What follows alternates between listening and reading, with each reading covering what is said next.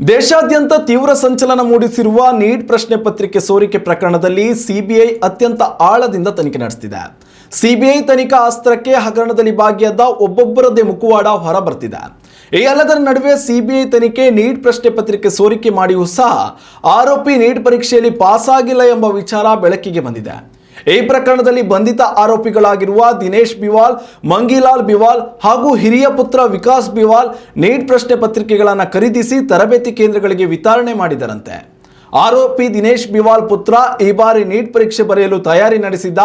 ಈತನಿಗಾಗಿಯೇ ದಿನೇಶ್ ಬಿವಾಲ್ 10 ಲಕ್ಷ ರೂಪಾಯಿಗಳನ್ನು ನೀಡಿ ನೀಟ್ ಪ್ರಶ್ನೆ ಪತ್ರಿಕೆ ಖರೀದಿ ಮಾಡಿದ್ರು ಎನ್ನಲಾಗಿದೆ. ಆದರೆ ದುರಂತ ಏನೆಂದ್ರೆ ಪ್ರಶ್ನೆ ಪತ್ರಿಕೆ ಸೋರಿಕೆ ಮಾಡಿಯೂ ಯಾವುದೇ ಪ್ರಯೋಜನ ಮಾತ್ರ ಆಗಿಲ್ಲ. ದಿನೇಶ್ ಬಿವಾಲ್ ಪುತ್ರ ರಿಷಿ ಬಿವಾಲ್ ನೀಟ್ ಪರೀಕ್ಷೆಯಲ್ಲಿ 720 ಅಂಕಗಳಲ್ಲಿ ಕೇವಲ 107 ಅಂಕಗಳನ್ನು ಗಳಿಸಲು ಮಾತ್ರ ಯಶಸ್ವಿಯಾಗಿದ್ದಾನೆ. 10 ಲಕ್ಷ ರೂಪಾಯಿ ಕೊಟ್ಟು ಪ್ರಶ್ನೆ ಪತ್ರಿಕೆ ಸೋರಿಕೆ ಮಾಡಿದ್ರೂ ಸಹ ರಿಷಿ ಗ್ರೇಸ್ ಮಾರ್ಕ್ ಪಡೆಯುವಲ್ಲಿ ಸೋತಿದ್ದಾನೆ.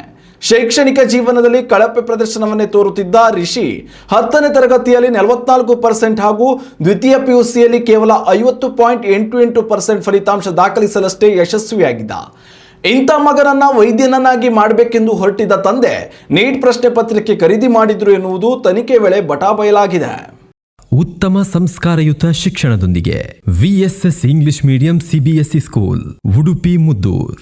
ನರ್ಸರಿಯಿಂದ 10ನೇ ತರಗತಿವರೆಗೆ ಶಿಕ್ಷಣದ ಜೊತೆಗೆ 5ರಿಂದ 10ನೇ ತರಗತಿವರೆಗಿನ ವಿದ್ಯಾರ್ಥಿನಿಯರಿಗೆ ಉತ್ತಮ ಹಾಸ್ಟೆಲ್ ಸೌಲಭ್ಯವೂ ಇದೆ. ನಿಮ್ಮ ಮಕ್ಕಳ ಪ್ರವೇಶಾತಿಗಾಗಿ ಈ ಸಂಖ್ಯೆಗೆ ಕರೆ ಮಾಡಿ.